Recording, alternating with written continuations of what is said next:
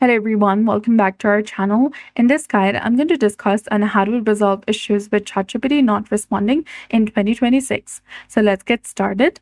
If your ChatGPT isn't responding, several factors could be at play. First, ensure that you have a stable Wi-Fi connection and your connection is stable, reliable, and strong.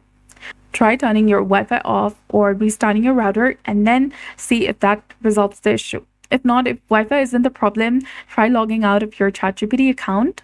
Click on your name in the bottom left corner of your screen, tap on log out and log back in with the same credentials.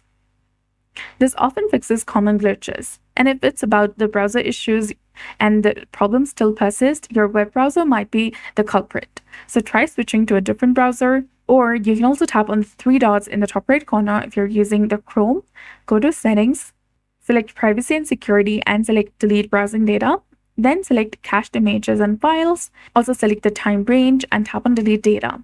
By following the simple steps, your issue will be resolved instantly. So that's it. I hope you found this video helpful. If you did, please like, share, and subscribe. Thanks for watching. We'll see you again in the next one.